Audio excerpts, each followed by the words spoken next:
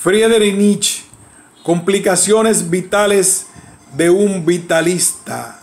Continuación, crítica a la moral. Si las críticas a la ciencia y la religión siguen la estela abierta por la crítica a la filosofía, la crítica a la moral sí que aporta nuevos enfoques sobre los que merece la pena detenerse. Así, la genealogía de la moral es un ejemplo paradigmático de la aplicación del método genealógico. Nietzsche indaga en el origen y evolución de los conceptos morales, descubriendo que su significado no siempre ha sido el que la moral suele recoger. A través de un estudio etimológico e histórico, Nietzsche llega a esta conclusión. Las palabras que en diversas lenguas significan bueno, significaron originalmente noble, aristocrático, un sentido opuesto al significado de malo, referido siempre a vulgar, plebeyo.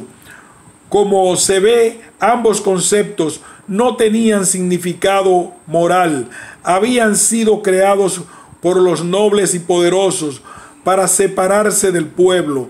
Solo con el paso del tiempo, ambas palabras adquieren un sentido moral que lleva a un segundo plano las implicaciones originales de estos términos. Los que eran malos, los plebeyos, esclavos, débiles, pasan a denominarse buenos, mientras que los buenos, poderosos, nobles, aristócratas, son ahora los malos. Los judíos fueron, según Nietzsche, los que iniciaron esta transmutación de los valores, que después fue seguida por los cristianos. La religión estaría así en la base de un movimiento tan revolucionario como falseador de los valores originarios. De este modo, los plebeyos imponen sus valores sobre los nobles. La compasión, el perdón o la caridad, prácticas que solo tienen sentido entre los débiles, logran que otros valores como la soberbia, la fuerza o la rotunda afirmación de la vida sean despreciados y valorados de un modo negativo. Triunfa así una moral de la mediocridad y el resentimiento, una moral que niega la vida, el impulso y el sentimiento que está en el origen de la decadencia y el nihilismo que caracterizan a Occidente. Si la moral en que vive el hombre contemporáneo es una negación de la vida, una imposición de la razón, debemos derrumbarla para retomar los sentidos originales de las palabras bueno y malo. Por eso Nietzsche muestra la esperanza en que un futuro no muy lejano, la moral de los nobles ocupe el lugar que le corresponda. Surgirá así un nuevo hombre, el superhombre, y se podrá vivir más allá del bien y del mal, recobrando aquella inocencia del niño que juega la vida, interpretándola como una obra de arte, llevando a la práctica el mensaje de Zaratustra. Balance final: vivir y pensar después de Nietzsche. La contundencia y radicalidad de la filosofía de Nietzsche revolucionaron la evolución posterior del pensamiento occidental. Su crítica a la filosofía y la moral es en el fondo un ataque a toda la modernidad.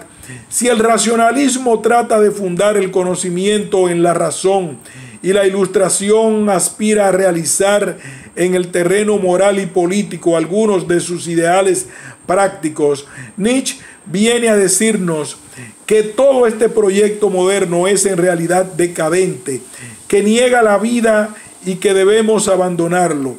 El poder del planteamiento nietzscheano desborda lo puramente filosófico.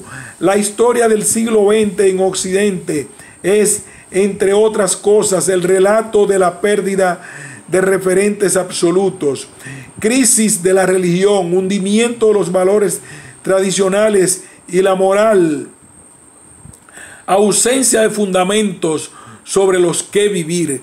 Esta situación es una confirmación de que las ideas de Nietzsche, formuladas quizás de un modo demasiado extremista, no iban tan desencaminadas, pero si en la vida de nuestro tiempo podemos encontrar algunas de las tesis de Nietzsche, mucho más se percibe su huella en el campo de la filosofía.